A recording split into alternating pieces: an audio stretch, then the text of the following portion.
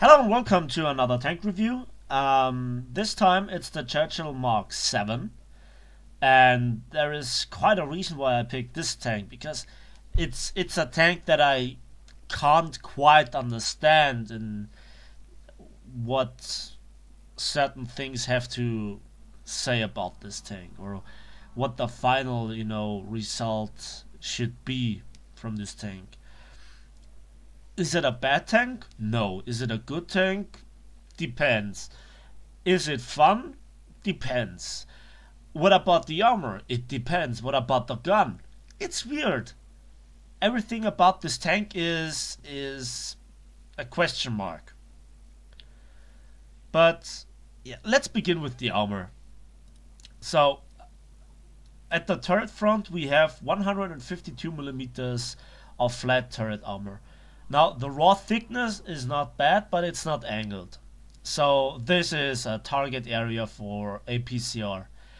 Then we have here the frontal, or the upper frontal, and it's 152 millimeters, again with no angle. This port here is the same. It is a door, but it's the same thickness. This machine gun port is not directly a weak spot, because here in the machine gun is here around the machine gun is the direct hole, but it's surrounded again by 25 millimeters, so that's a strong point actually. Then there we have 100 millimeters, and at some points it got a bit of angling, so it varies between 100 millimeters and 122 millimeters. Then again we have here on the machine gun 25 millimeters, so effectively this area is also around 120 to 125 millimeters strong. Then we have this slope here, which is just under 60 millimeters thick, but at the angle between 66 and 67 degrees of slope. There is no gun I can think of that would reliably go through here because of the angle, Then the lower plate is 140 millimeters thick, but sloped backwards at 25 degrees, resulting in around about 150 to 160 millimeters. But that's not all. So here again, back to the turret roof.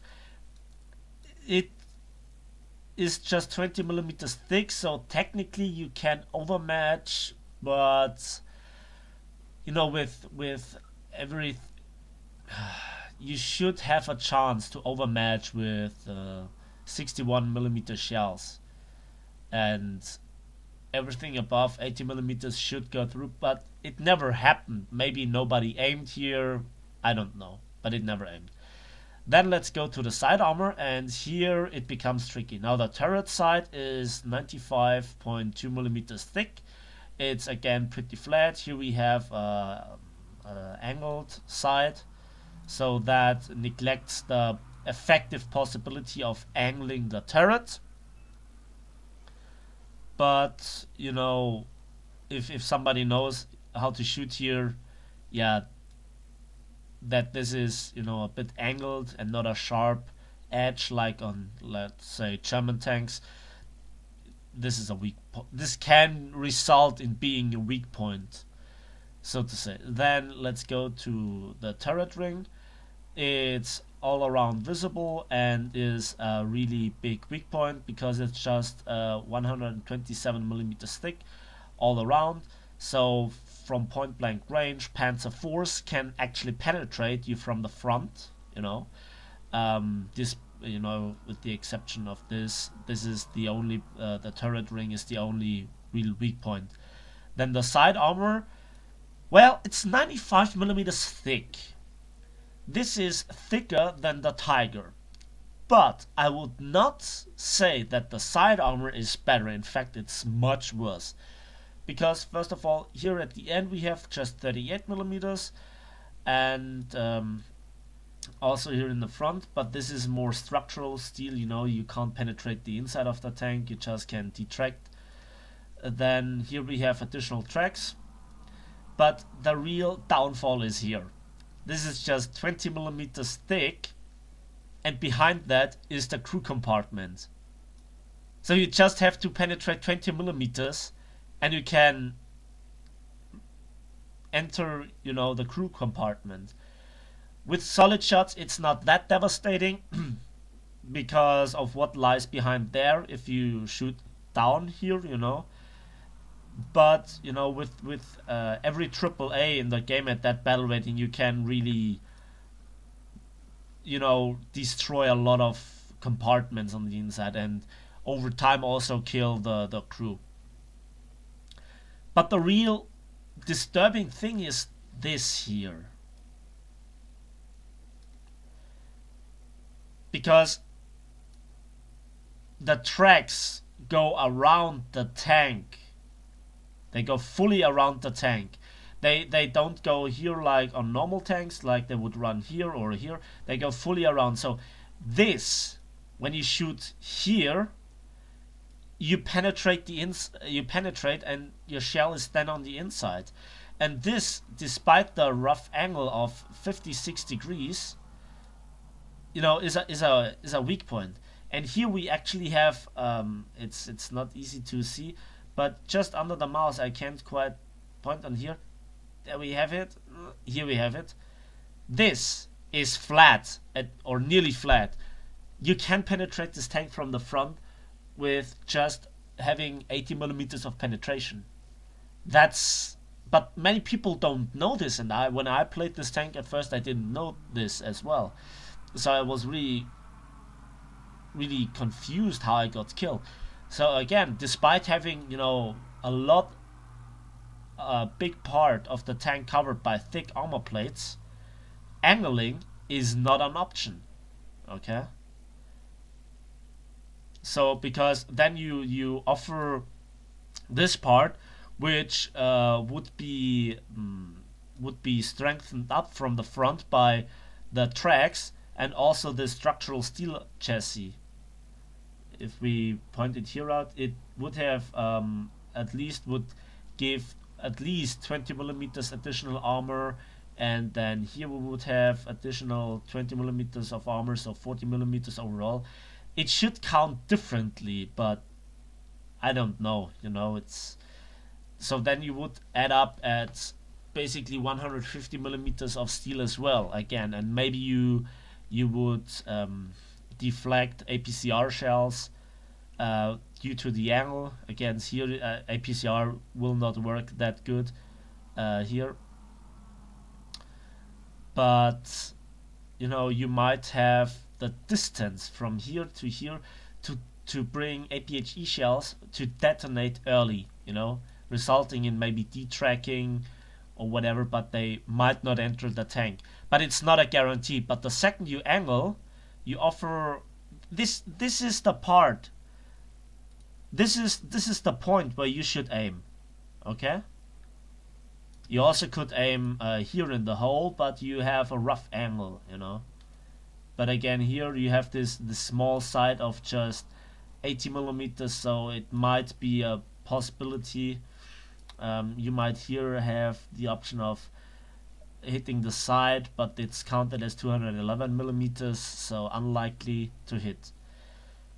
Nevertheless, this tank has a trump card. Not a Donald Trump card, but a real Trump. And that is when you go all through the upgrades, you have this add-on armor. At this stage of the game in 1.57, there are not many tanks who have this, but when we go here, we see that the model changed, and we have a lot of additional tracks. Now, what these tracks are doing is not giving this tank magic, but they really, I'd say, the distance survivability. So when you're fighting on long range, they give you a really good boost to your survivability. First of all, it adds effectively 20 millimeter to the lower plate, which before had just around about 161 millimeters. So now you're looking at 180 millimeters, and also the same on the turret front. Now, funny thing, if you try to angle your turret to the left, so your gun points here to the left, then you're offering here a small portion of the turret, which then is still 95 millimeters and relatively flat. So a sharpshooter can shoot here, but it might prefer, the turret ring. But it's not in the model. It's not that visible, you see. But shells find their way through. Here, on the other hand, it's I haven't been penetrated that often here, but you can see the overlap here. I wouldn't angle at all. It might be an option against unexperienced players, but against experienced players, it's a one-trick pony. Overall, I think the tracks are an addition, but don't count on it being like magic. Okay. Now, what about the firepower? Well, we have a 75 millimeter. I have no idea what this gun is. Basically, it's a Royal Ordnance Quarter whatever Mark V cannon, and overall the ammunition count is really good, 84 shots, and you have a decent rate of fire here on my crew. You look at 5.3 seconds rate of fire. That means effectively, this is practically when we have a look at my crew. We see that the tank commander has a lot of leadership. I have the qualification on expert, and also the tank loader maximum weapon reloading. So 5 seconds would be just possible with gold. The base is 6.5 for a stock crew. 5.3 is really good. And effectively, when we translate that into battle performance, you can, when the enemy has shot, okay, and you bounce the shot and shoot in return and knock out his gunner, then you can practically take another shot and also another shot before most tanks can replace their crew members. But the problem is the ammunition, and here it's getting quite weird, and I don't really understand what we're looking at. First of all, HE shell, 10 millimeters of penetration, maybe some AAA trucks, maybe planes, This is the stock shell, the M72 shot, and it's a simple AP shell, and it does have 110 millimeters of penetration at 90 degrees at 10 meters. And it retains its penetration okay-ish. It's not the very best energy retention for a shell, but it's not capped and nothing. And at battle rating 4.7, you often find enemies where you have to close to really close distance and end up in practically a knife fight. And yeah, it's not the very best, so to say. But, you can upgrade to an APHE shell. No? Oh, no. It's an APCBC shell. Armor-piercing capped ballistic capped shell. This is one of the few shells that has this designation but doesn't feature a high explosive core. And the weird thing is, look at the penetration values. This is not an upgrade, but overall stats a downgrade. I have the same penetration values at 10 meters that the stock shell features at 500 meters. I see not the point of this shell being researched. Just under extreme angles it has a slight advantage, and maybe at big distances, but at this distance you shouldn't fight with this tank at all. And this is not even the really weird part, This is maybe a shell some expert use under certain circumstances where I don't see any advantage, or aim at other portions of the enemy tank. Let's have a look at the Churchill Mark III. Or is it? There it is. Now, this stock shell is a bit weaker than the stock shell of the Churchill Mark VII.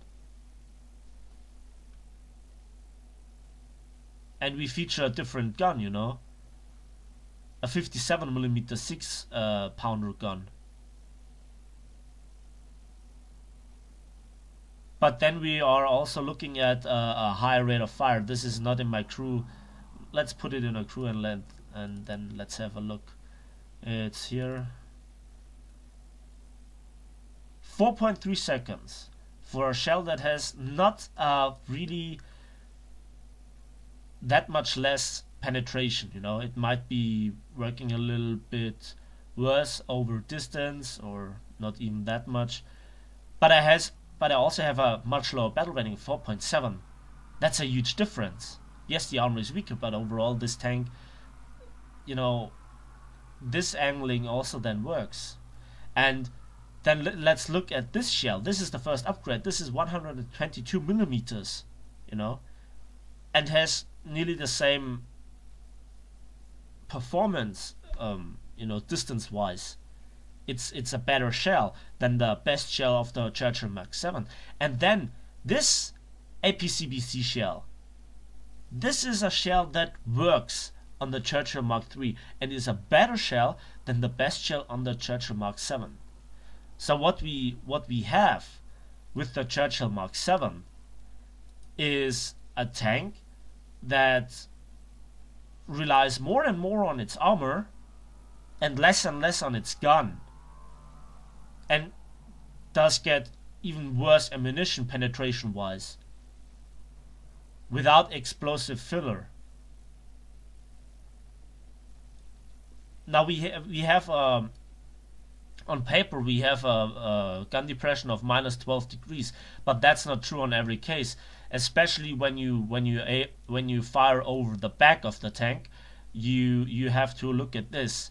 This reduces your gun depression drastically to practically 0 degrees, and you might wonder why this is a problem. Well, you often find yourself that you're the last survivor of like an attack group of several tanks, and suddenly you're surrounded and you bounce shots from the front, and suddenly an enemy tank appears from the rear, and you have to turn your turret because your detract or your turret rotate or your hull traverse is not good enough. It's really not that good actually, and that causes a problem.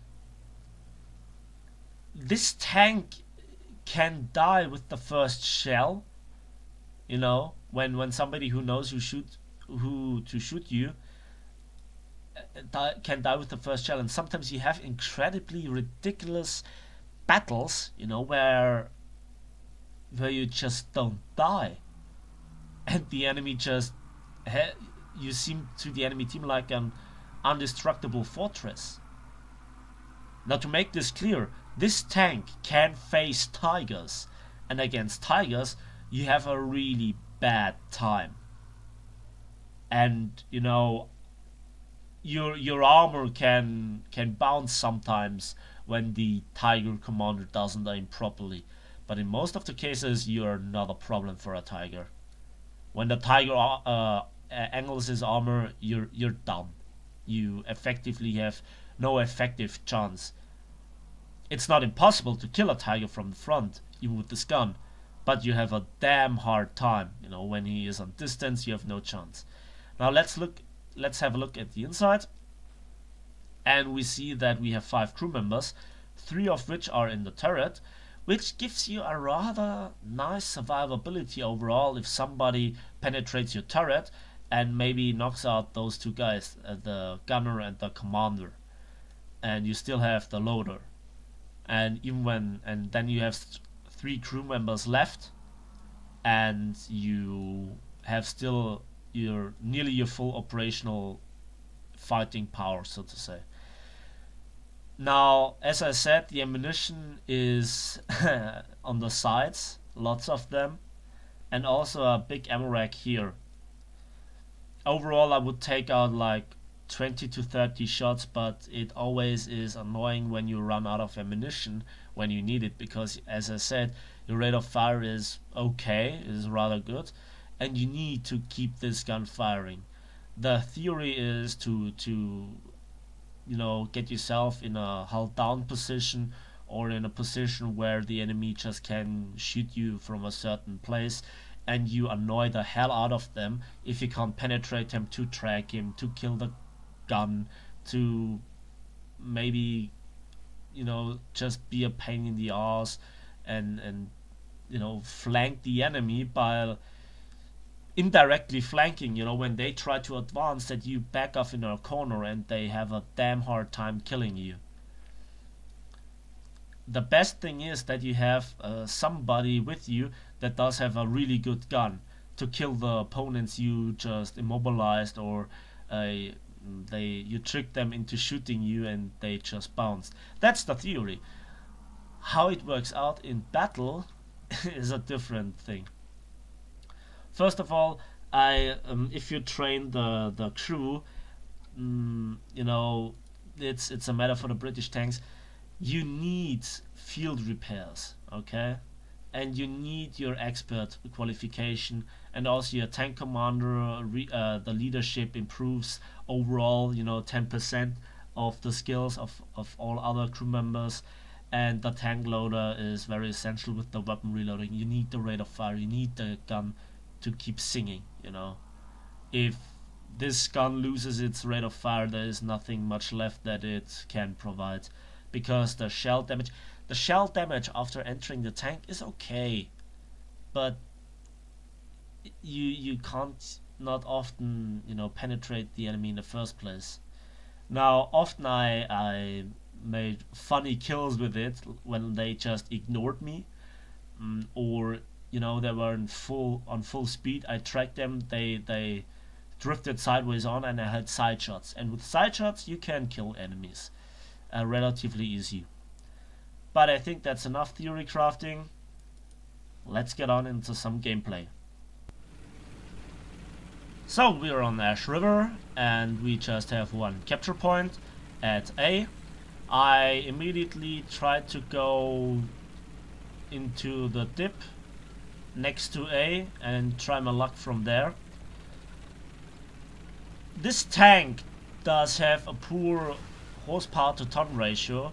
We're looking at just 550 horsepower in arcade to 41 tons of tank mass. Now, for the armor, that's surprisingly light, in my opinion, you know. This tank does have much more armor and is not that much smaller than a Tiger, but it's much lighter. And yeah, but again, the engine is a drawback. I think this was meant as an infantry support tank, which would explain the bad anti-tank performance of the weapon. Now here I go, and this guy doesn't seem to know my weak spot, which was okay. There you see, yeah, the shell is not the very best, and I'm actually in a very good position. Now this side scraping shouldn't be the thing you try for first, but I don't have too many options, and my basic idea in this gameplay is to lock down the enemy, that whenever they try to go into the capture point, I have side shots at them. And here I try to, look up, but there's a Tiger, and there's the IS. And normally in normal tanks you wouldn't have that many problems against an IS-1.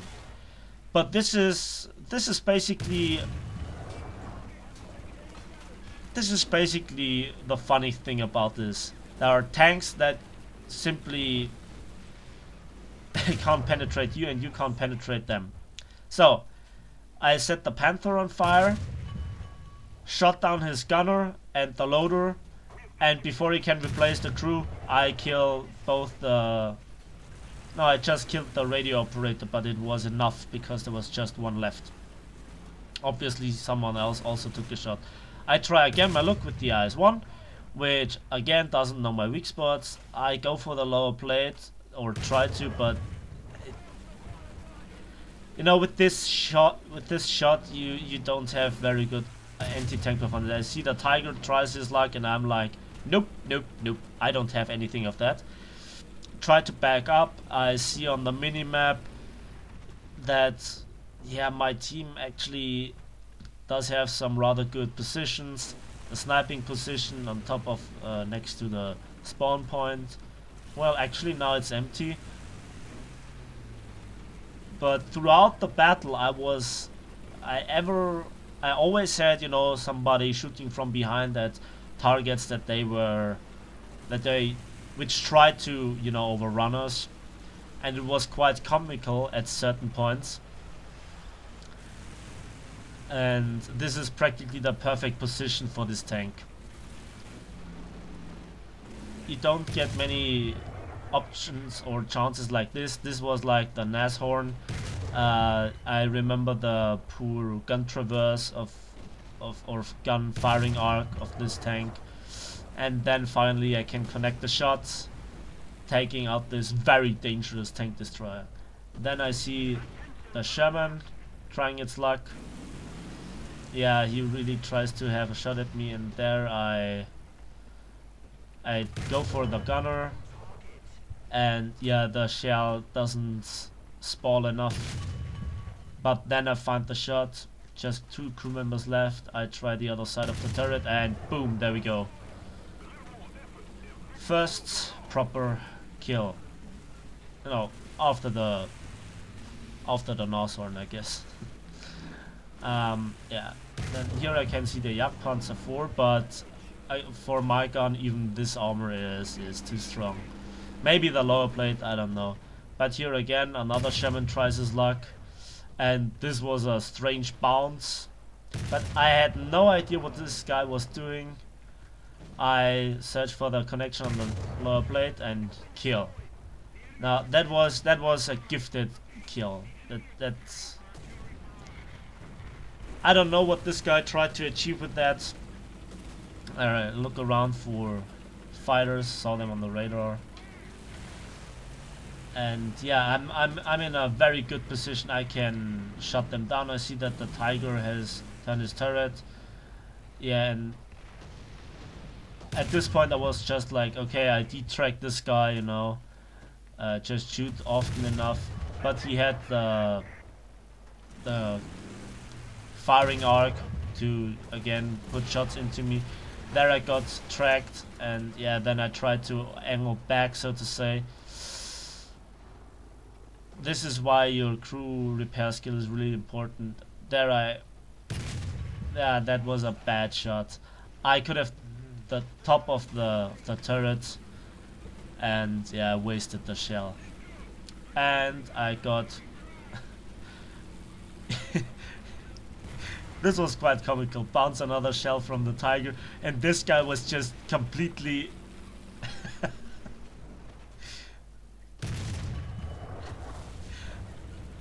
I had no idea what this guy was doing. I'm not even sure if he you know recognized me. Yeah, this shell went through without doing any damage, and I'm reverse angling, so to say. And I had luck that I did not have to use any gun depression.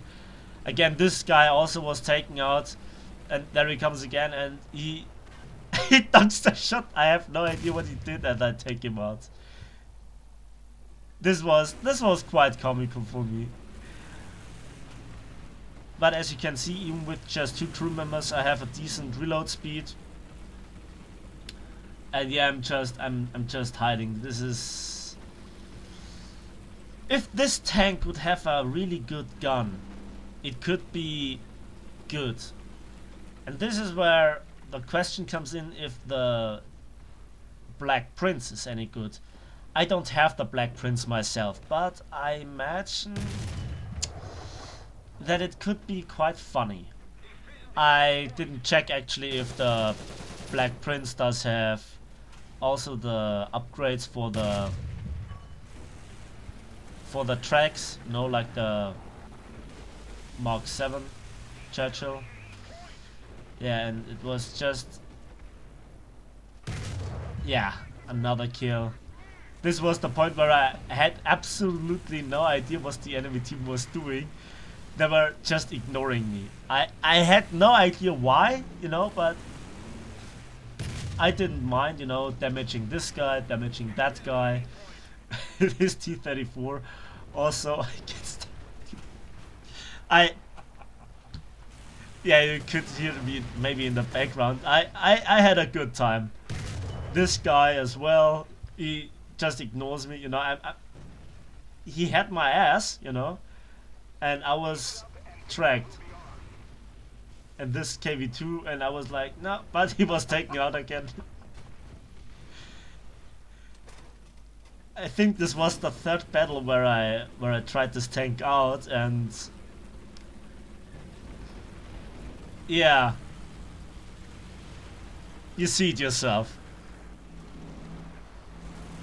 And I tracked this guy, and I tried to reload,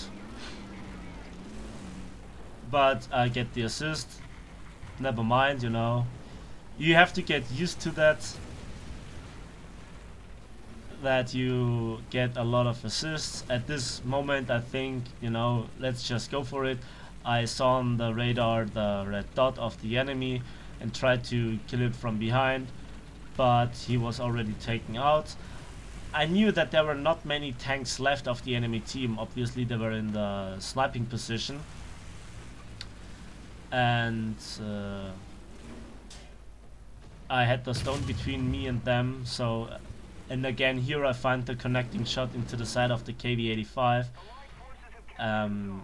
Yeah, and I feel pretty confident against this gun.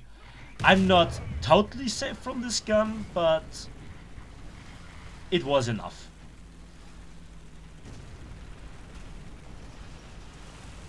And the more and more I'm wondering how good the Black Prince has to be if he actually does have a gun that has, with the APDS shell, a gun that has like twice the penetration and better performance against angled armor, But it doesn't matter. We won the game. I got 7 kills, 4 assists, and a whole bunch of other awards, For that the tank does have such a bad gun, it was quite a decent result and quite good. And I was first in place with over 2,500 points, I guess, if I see it right here. And yeah, quite a nice battle, quite funny. Overall, this tank is not the very best. It's a downgrade gun-wise to the Mark III. So overall, I would say this tank, is like a teethless dragon, or like an old armored knight with a edgeless sword. So not the worst tank, but also not the best. Thanks for watching, thanks for listening, and hope to see you soon on the battlefield.